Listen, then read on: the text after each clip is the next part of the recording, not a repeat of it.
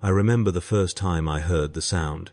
A pneumatic hiss, clean and precise, followed by the groan of ancient machinery waking from hibernation. It came from the chapel vault, 3 levels below the barracks where we slept in rows of 200. The sound travelled through the ventilation shafts, through the stone, through our very bones. Some of the younger soldiers sat up in their cots, eyes wide in the darkness. The veterans, those who had served long enough to understand what dwelt beneath us, they turned their faces to the walls and pulled their thin blankets higher. I was neither young nor veteran then. 17 months into my service as a medical orderly for the 9th Penitent Guard, assigned to Fortress Charybdis on the dead world of Nemesian Tertius. Old enough to have lost the worst of my illusions about imperial service, but still foolish enough to believe I understood the shape of my future. Still naive enough to think the Medicae stations and triage tents and infected wounds were the extent of horror I would witness. The sound came again the next night, and the night after, always at the same hour, 0347, by the brass chronometer that hung in the ward where I organized supplies and updated patient records. After the 4th night, I began to notice the pattern. The hiss, groan, silence. Then, perhaps an hour later, the heavy clunk of seals re-engaging. Whatever opened was closing again. Whatever woke was sleeping.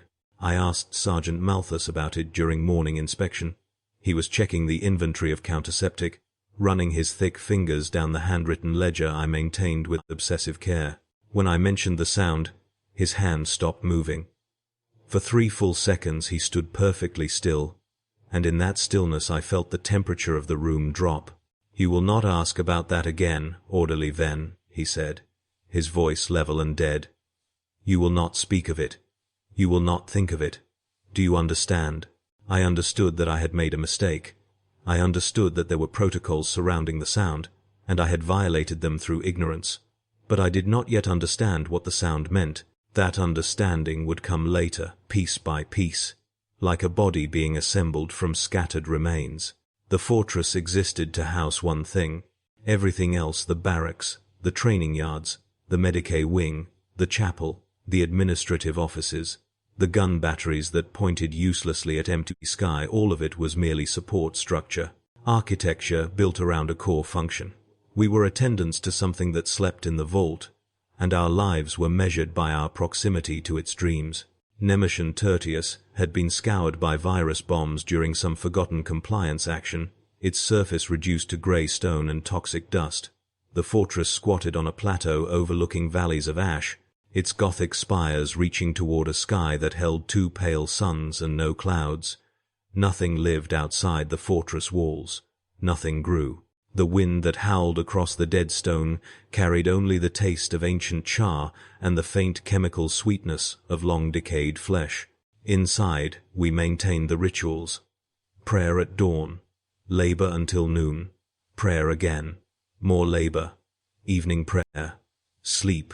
The 9th Penitent Guard were all condemned men, their sentences commuted to military service, their crimes ranging from heresy to murder to failure of imperial duty. I was not a soldier.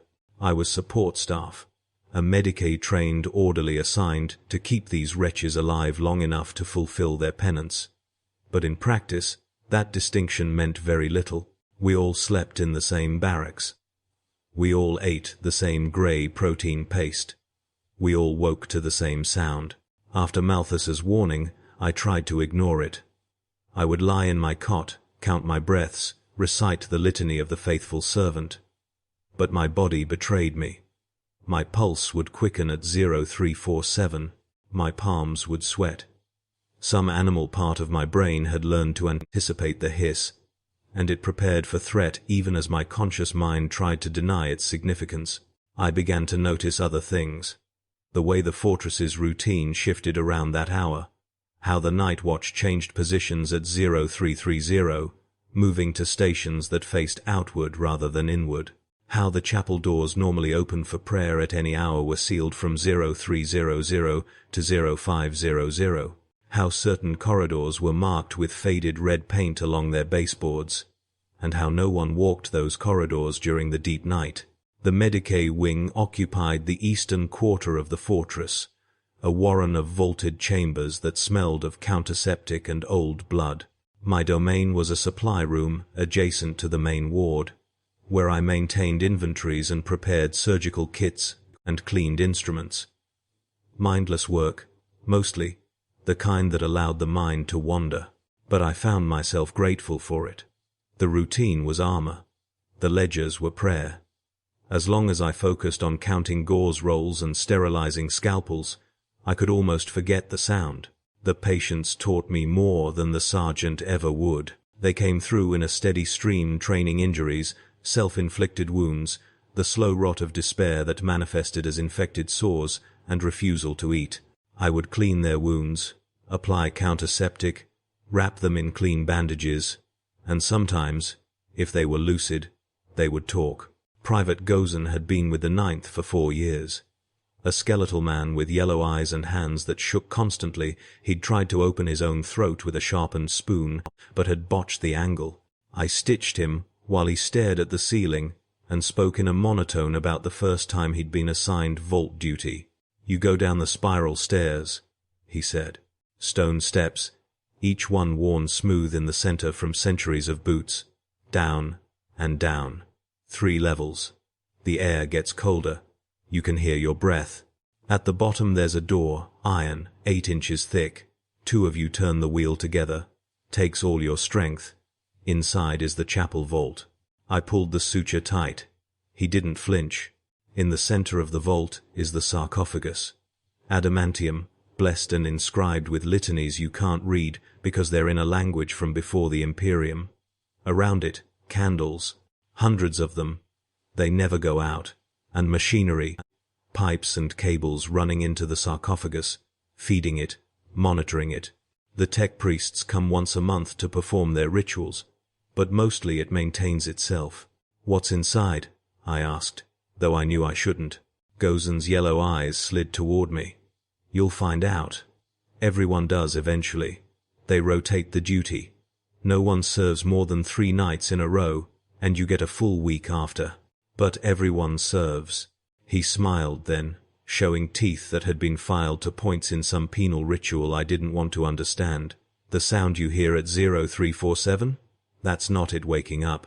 That's the dream cycle. When the sarcophagus opens, that's when it dreams.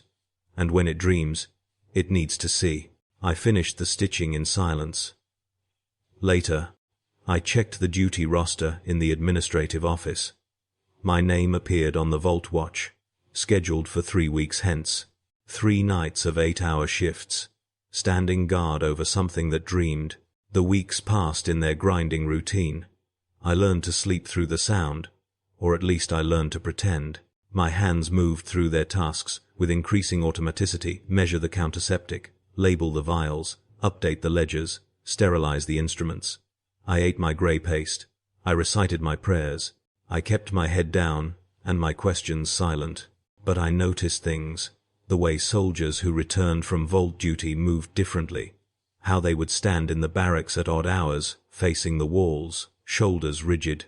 How some of them developed new habits, checking over their shoulders constantly, or counting things obsessively, or refusing to let their backs face open doorways. Whatever they saw down there changed something fundamental in them, rewired some basic assumption about the nature of reality. I asked one of them once, a man named Tauren who had served his 3 nights, and now spent his days cleaning latrines with mechanical precision. He was scrubbing the same section of floor for the 15th time, his brush moving in perfect circles, when I approached. "What's it like?" I asked. "Down there." He didn't look up. The brush continued its circuit. "You know the feeling you get sometimes, in the edge of sleep, when you're not sure if you're dreaming or awake, when reality feels thin, like you could push through it into somewhere else." I nodded, though he couldn't see me. "It's like that. Except you're wide awake, and the somewhere else is pushing back." The brush paused. For a moment I thought he might say more. Then it resumed its circles, and I understood the conversation was finished. I tried to research what might be in the vault.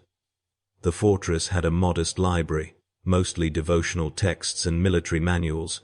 But tucked among them, I found older volumes, histories of the fortress's founding, technical specifications, references to the Sleeper and the Dreaming Guardian, and sacred duty of witness, but nothing concrete, nothing that explained what it was, or why it needed to dream, or what the dreams meant. A week before my scheduled duty, the nightmares began. Not dreams, I want to be clear about that distinction. Dreams are the mind's natural processing of experience, the subconscious sorting through the day's accumulated data. These were something else. Invasions. I would lie down and close my eyes, and suddenly I was somewhere else, experiencing something that couldn't possibly be my own memory. I was standing in a throne room, impossibly vast, its ceiling lost in darkness miles above. Before me sat something that might once have been human, encased in golden armor that hummed with barely contained power. But the armor had grown into the flesh, or the flesh had grown into the armor, and I couldn't tell where one ended and the other began. The thing on the throne was watching me with eyes that held the weight of centuries, and it was angry, and I was screaming, but no sound came out because my throat had been removed and replaced with something that clicked and whirred when I tried to breathe. I woke up gasping, my sheets soaked with sweat. The chronometer read 0347. From below came the familiar hiss-groan of the sarcophagus opening. The next night, I was in a tomb ship, drifting through the void, its hull breached in 1,000 places, air screaming out into vacuum. I was running through corridors filled with the frozen corpses of the crew, their faces locked in expressions of terminal horror. Something was chasing me. Something that wasn't in the corridors but in the walls themselves, moving through the ship's superstructure like a virus through a bloodstream. I could hear it thinking, could feel its attention focus on me like a searchlight sweeping across shadows. I woke at 0347 to the sound of the sarcophagus opening. The third night, I was the thing in the sarcophagus. I could feel the adamantium shell around me, could sense the tech priest's machinery humming its litanies of containment. But I was also somewhere else, many places else, experiencing multiple timelines simultaneously.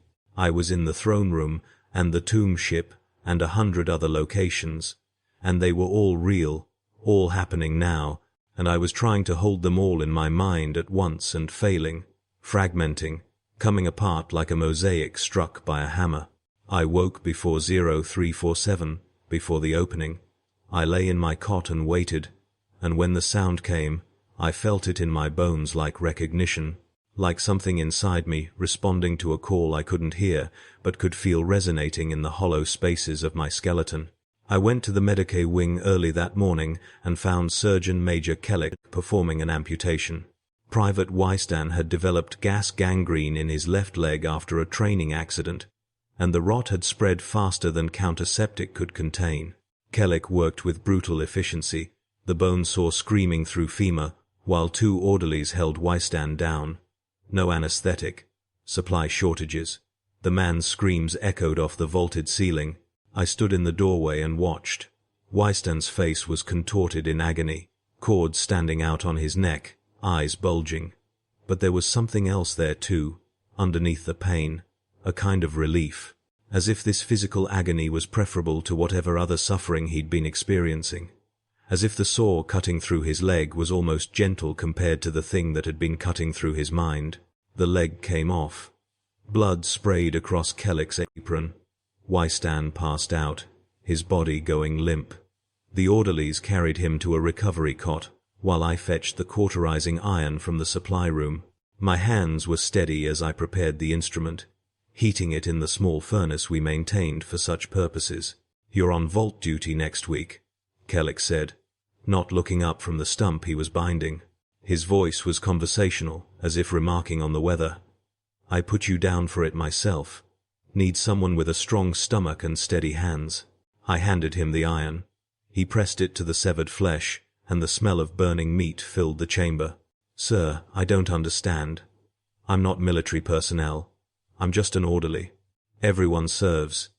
He set the iron aside and began wrapping the stump in clean bandages. "You think your medical training exempts you from duty? You think because you're not condemned like the others, you're somehow separate from this? We're all attendants. Orderly Ven. Some tend the wounded. Some tend the walls. Some tend what lies beneath. He finished the wrapping and straightened, his back cracking audibly.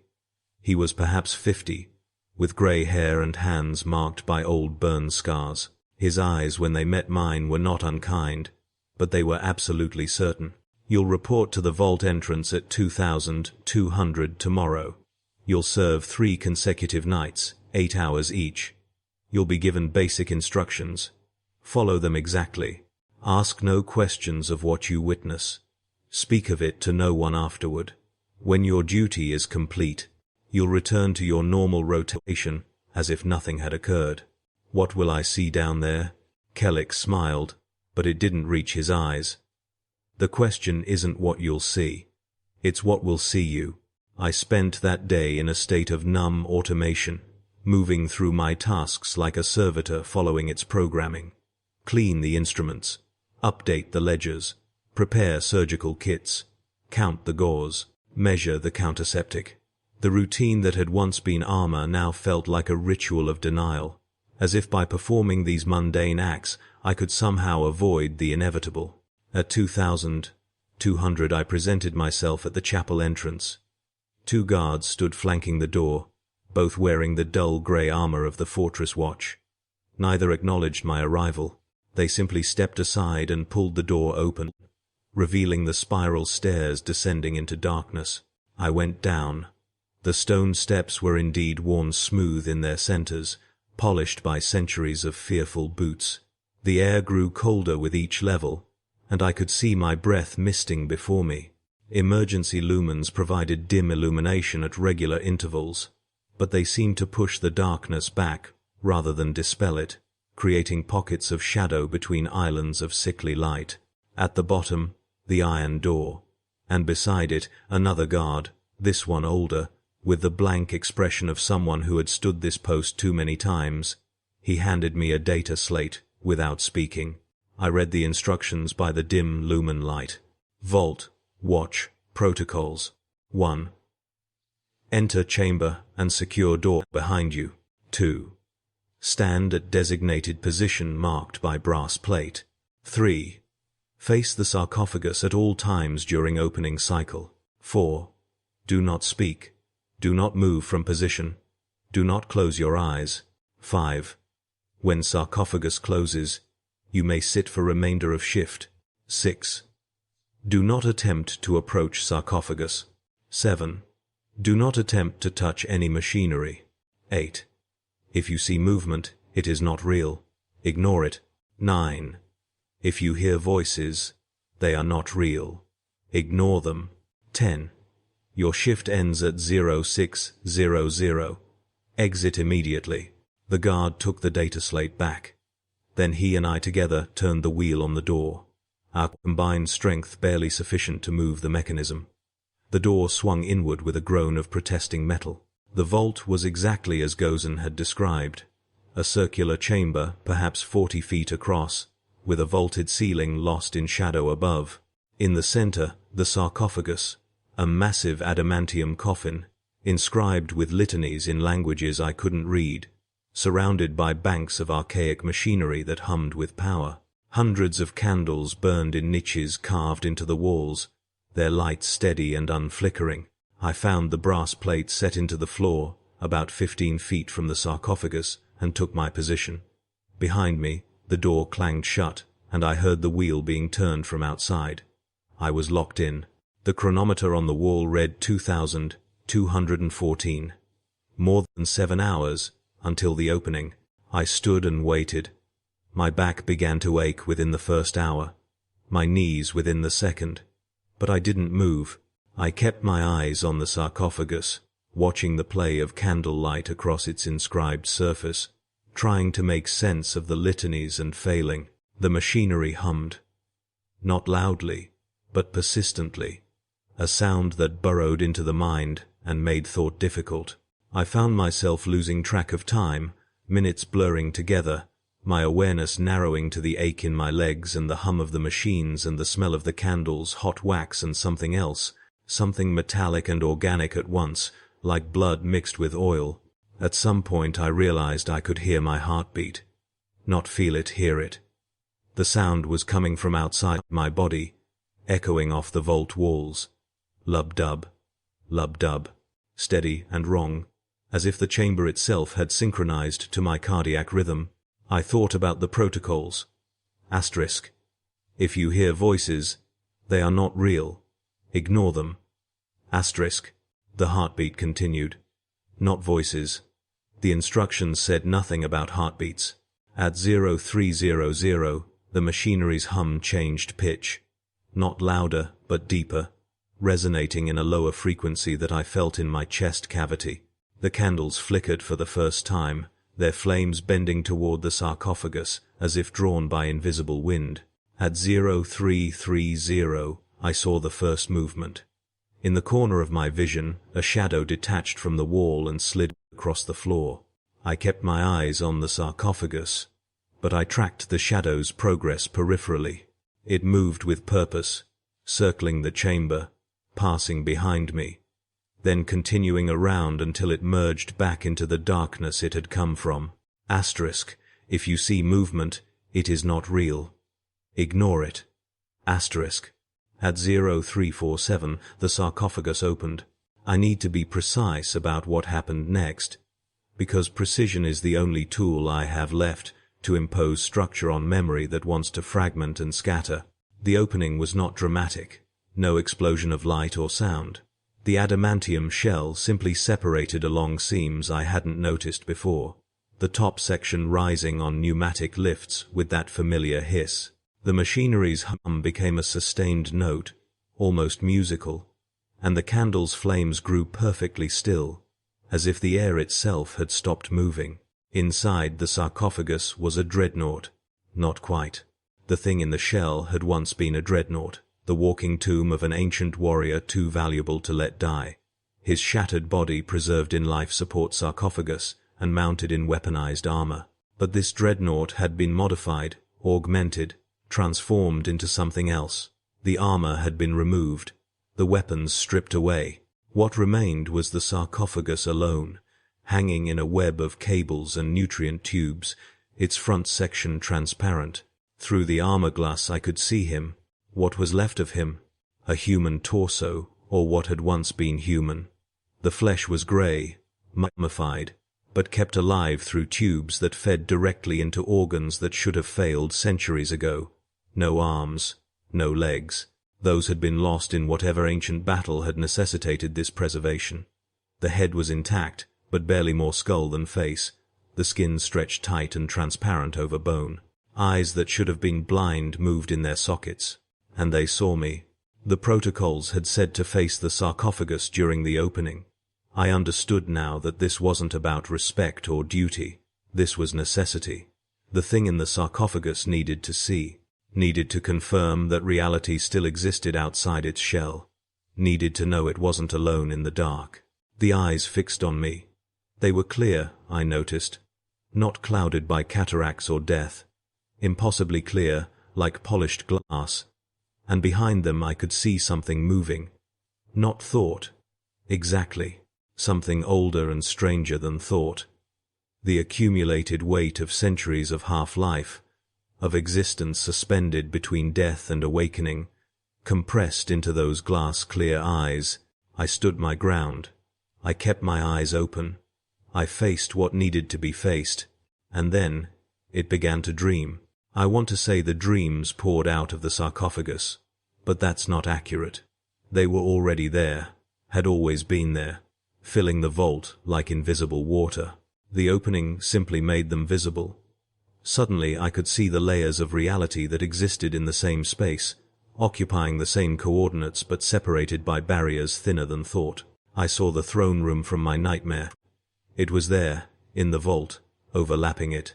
The massive golden figure on the throne was watching me with the same eyes that watched from the sarcophagus. And I understood with sudden clarity that they were the same being, separated by time and transformation. The thing in the armor and the thing in the shell were 2 points on the same timeline, stretched across centuries of war and modification and loss. I saw the tomb ship. It was there too, its frozen corridors superimposed over the vault's circular walls. The corpses were still running, would always be running, trapped in their final moments by the dream that wouldn't let them die. The thing in the walls was closer now, and I could almost see its shape, something that had once been human, but had transcended humanity through modification and madness, becoming a cancer that lived in metal and wire. I saw 1,000 battlefields, saw them all at once, experienced them simultaneously. Saw this warrior, for he had been a warrior once, before the injuries, before the sarcophagus, before the modifications that turned him into an eternal witness. Saw him in his glory, leading charges and breaking enemy lines, and standing triumphant over the broken bodies of the Imperium's foes. And I saw what came after: the injury, the decision to preserve rather than let die, the first internment in the Dreadnought shell, the initial modifications, the battles fought from within the walking tomb, his consciousness merged with machine spirits and targeting systems. The slow degradation of identity as the line between flesh and metal blurred and dissolved. Then the second injury, the catastrophic damage that destroyed the Dreadnought's body but left the sarcophagus intact. The decision to preserve again, to keep preserving, because the knowledge locked in that ancient skull was too valuable to lose. The removal of all the weapons, all the mobility, all the agency, the installation in this vault. The beginning of the dreams, because without action, consciousness turns inward. Without battlefields, the warrior fights his own memories.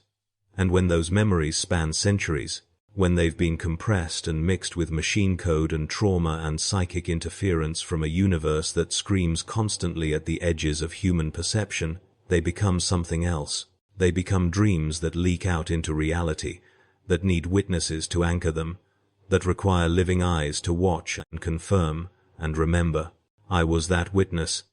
Standing on my brass plate, facing the sarcophagus, I was the confirmation that reality existed, that the dreams weren't all there was, that somewhere outside the shell, the universe continued its grinding indifference, and that grinding indifference was preferable to the alternative.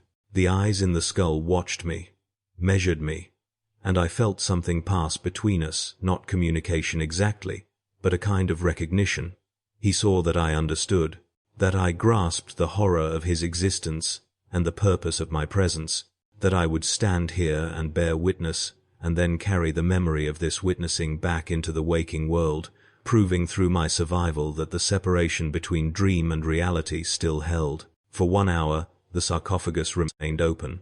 For 1 hour, I stood and watched, and was watched. The dreams cycled through the vault battles, and throne rooms, and tomb ships, and stranger things, geometries that hurt to perceive, colors that didn't exist in the normal spectrum, sounds that bypassed my ears entirely and resonated directly in my skull. At 0447, the sarcophagus began to close. The pneumatic lifts reversed, lowering the adamantium shell back into place. The seams sealed with a series of precise clicks. The machinery's hum returned to its normal pitch. The candle's flames resumed their normal flicker. The dreams didn't disappear. They simply became invisible again, retreating behind the barriers that separated the possible from the actual. But I could still feel them there, pressing against the edges of perception, waiting for the next opening. I stood for another moment, then my legs gave out, and I collapsed to my knees. The protocols said I could sit after the closing, but I found I couldn't stand anyway. My muscles had locked, my joints frozen by an hour of absolute stillness. I knelt on the cold stone and gasped for air that suddenly seemed insufficient, as if I'd forgotten how to breathe properly. Eventually I crawled to the wall and sat with my back against it. The chronometer read 0503. Less than an hour until my shift ended. I spent it staring at the sarcophagus, watching the play of candlelight across its inscribed surface, trying to reconcile what I'd witnessed with any framework of understanding I possessed. I couldn't. The experience existed outside the boundaries of normal cognition. It was too large, too strange, too fundamentally alien to human consciousness. Trying to process it was like trying to pour an ocean into a cup. The vessel simply wasn't adequate for the contents, At 0600 the door opened. I stood on shaking legs and walked out. The guard who had given me the data slate was still there, or had returned, or had never left. He didn't ask how it went. He simply stepped aside and let me pass. I climbed the spiral stairs, walked through the chapel, emerged into the fortress's main corridors as the first prayer bells began to ring. Around me, the 9th Penitent Guard were stirring, beginning their daily routines. Everything looked exactly as it had before, but I could still feel the dreams pressing against my thoughts. Still see the after-images of impossible geometries when I closed my eyes. Still hear the machinery's hum resonating in my chest cavity. I had 2 more nights of duty ahead of me. The second night was worse because I knew what was coming. The anticipation was its own torture. Hours of mounting dread as I stood on the brass plate and waited for 0347. When the opening came, the dreams were different, not different in kind, but in configuration. New battlefields, different throne rooms. The tomb ship was there again. But now I was the thing in the walls, experiencing its alien perspective, feeling the hunger that drove it to consume the crew, not from malice, but from a desperate need to incorporate their biological material into its own structure. I watched the sarcophagus and was watched in return. The recognition passed between us again, stronger this time. The thing in the shell was learning me, incorporating my presence into its dream architecture. I was becoming part of the landscape it traversed during its hour of opening, another landmark in the geography of its consciousness. The third night, I stopped being afraid. Not because the horror diminished, but because fear requires the assumption that avoidance is possible. By the third night I understood that avoidance was never an option. The dreams would continue whether I witnessed them or not. The thing in the sarcophagus would keep dreaming, would keep bleeding its memories and madness into the vault, into the fortress, into the world. My presence was simply a necessary component of the machinery, no more significant than the candles or the nutrient tubes. During that third opening, I saw something new. The dreams showed me what came before the warrior, before the battles, before the Imperium itself. I saw a planet burning, its surface scorched by weapons that predated the current age. I saw the warrior as a child, watching his world die, making the choice that would define everything that followed, the choice to survive at any cost, to fight rather than accept extinction, to preserve even fragments of humanity against the infinite dark. And I understood that the sarcophagus was punishment and mercy simultaneously.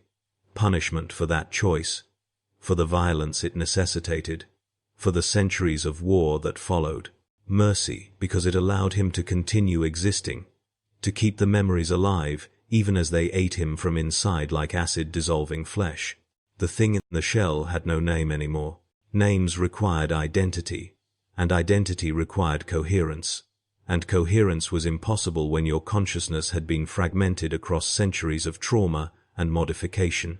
But he had been someone once, had been a child watching his world burn, had been a warrior standing on battlefields, had been a leader, a tactician, a killer, a savior, had been human before the choices and the injuries and the modifications stripped away everything except the capacity to remember. When the sarcophagus closed that third night, I didn't collapse. I stood and walked to the door and knocked, and when it opened I walked out without looking back. My duty was complete. I returned to my normal rotation. I cleaned instruments and updated ledgers and prepared surgical kits. The routine absorbed me again, the comfortable automation of hands performing familiar tasks, while the mind drifted elsewhere. But the dreams didn't stop. Every night at 0347 I would wake, and for 1 hour I would experience fragments of what was happening in the vault, 3 levels below. The opening that I no longer witnessed in person but could feel happening anyway, a vibration in reality that my nervous system had been calibrated to detect. I was marked now, incorporated into the architecture of the thing's consciousness, and that connection would persist regardless of distance or desire. Other soldiers who had served vault duty confirmed this in brief, careful conversations. The dreams would continue, would fade over months or years but never disappear entirely. We were all linked to the thing in the sarcophagus, bound by our witnessing, carrying fragments of its consciousness, embedded in our own like shrapnel lodged too deep to safely remove. I learned to live with it. Humans are adaptable, our capacity for normalization nearly infinite. Within weeks, the nightly disruptions became routine. Within months, they were simply part of my existence, as unremarkable as hunger or thirst. I performed my duties, maintained the Medicae wing's supplies, treated the wounded and the dying and the condemned, and every night at 0347, I stood witness to dreams that leaked from an ancient shell 3 levels below, reminded that my service to the Imperium included this: the maintenance of a consciousness too damaged to die and too valuable to kill, preserved in eternal half-life, and made to dream for reasons I would never fully understand. I'm writing this now from the Medicae wing, 17 years after that first vault duty. I'm Surgeon Major now. Kellic died 8 years ago, his heart giving out during a difficult amputation, and I inherited his position and his responsibilities. I still maintain the inventories, still update the ledgers, still assign the vault duties to new orderlies who ask the same questions I once asked and receive the same non-answers. The thing in the sarcophagus still dreams, still opens at 0347 and closes at 0447, still requires witnesses to anchor its consciousness to reality.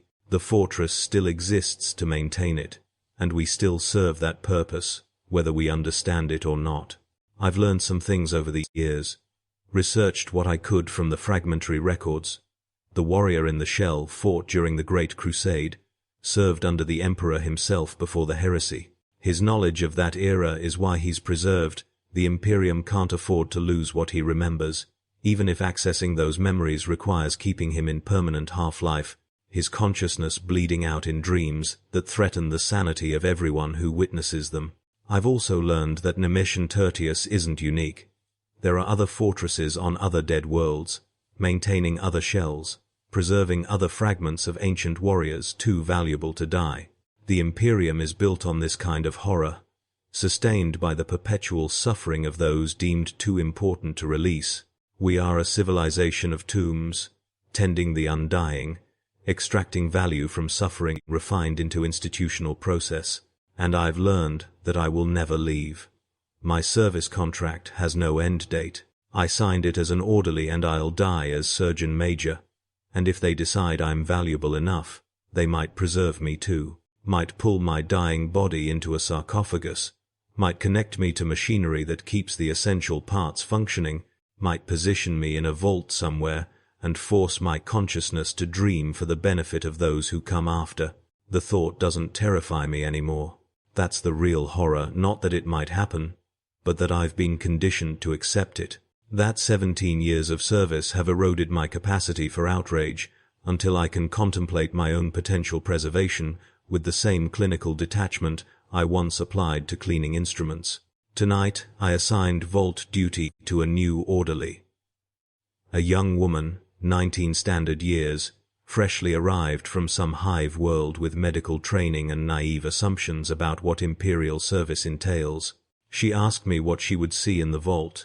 I gave her the same data slate I once received, the same minimal instructions. "What will I see down there?" she asked. I almost told her the truth. Almost described the sarcophagus and the dreams, and the thing that had once been human, but now existed as an eternal witness to its own dissolution. Almost warned her that the experience would mark her permanently, that she would carry fragments of that ancient consciousness embedded in her own for however many years she survived. Instead, I said, "The question isn't what you'll see, it's what will see you." She didn't understand.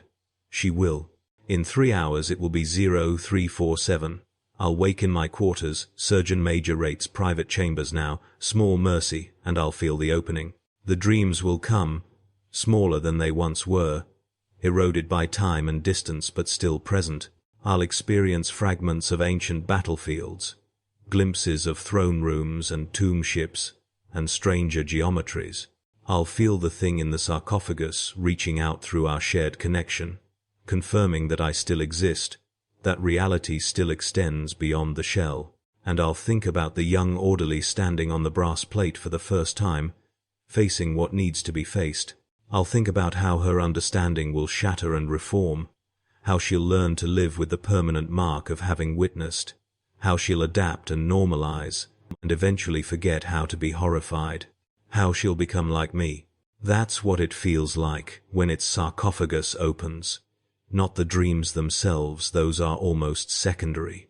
What matters is the recognition that follows, the understanding that you've been incorporated into something larger and older and more terrible than individual consciousness can contain, that you're part of the machinery now, essential as the candles and the cables, serving a purpose you never agreed to and can never escape.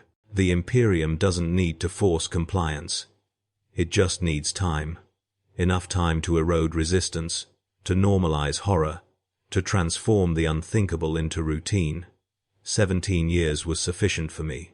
The young orderly will probably require less. They get more efficient with each generation. The chronometer on my wall reads 0334.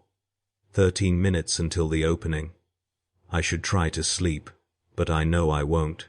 Instead, I'll lie here and wait, and when the moment comes, I'll feel the familiar vibration in my chest, the resonance of machinery waking 3 levels below. I'll experience the dreams that leak into my consciousness like poison seeping through permeable barriers. And I'll think about the warrior in the shell, trapped in his eternal half-life, his consciousness fragmented across centuries of preservation and trauma. I'll wonder if he knows what he's become, if any part of the person he once was remains intact enough to understand the horror of his existence. I'll wonder if he pities us, the living, who must witness what he's become, or if he envies us our eventual deaths,